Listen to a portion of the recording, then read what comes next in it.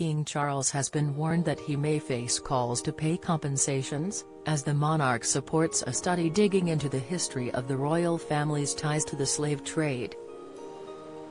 One researcher has warned the monarch knows enough to apologize. The palace announced yesterday that the 74-year-old monarch takes the issue profoundly seriously as he cooperates with researchers by giving them full access to the royal archives and the royal collection. The research, which is carried out by the University of Manchester with historic royal palaces, is expected to look into previous monarchs' involvement in slave trade companies.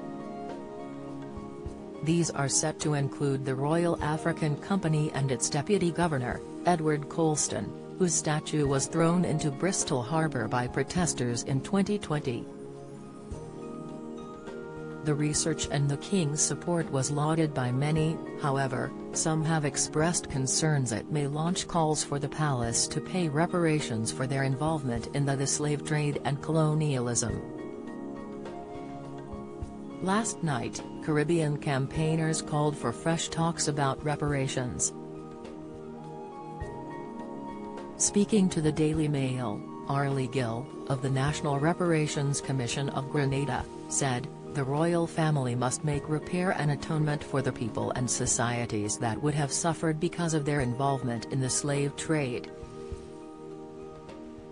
Reparations now cannot be a subject that can be swept under the royal rug of the royal household." Meanwhile, Eric Phillips, of the CARICOM Reparations Commission, which represents Caribbean nations where European powers enslaved people to work on plantations, added, "King Charles knows enough to apologize, and should." However, ex-Tory MP Harvey Procter countered the calls and said compensation payment shouldn't come from the state or monarch himself. Don't miss. Moment furious protesters throw firebombs at panicked police in Paris, reveal, Christians in UK become minority as Easter service attendance down 66%, latest, family flabbergasted as 64-year-old grandma's drug ring exposed, insight. He said, payment of any reparations must not come from the state.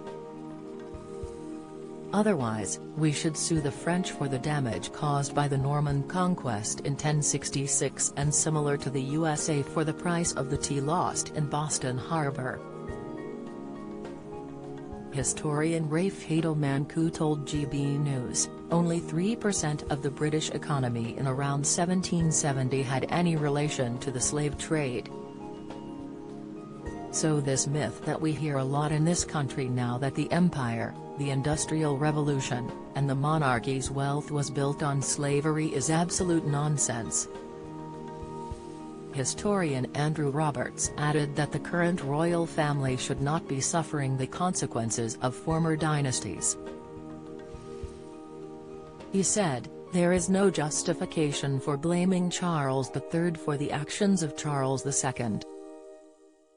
Express.co.uk has reached out to Buckingham Palace for comment.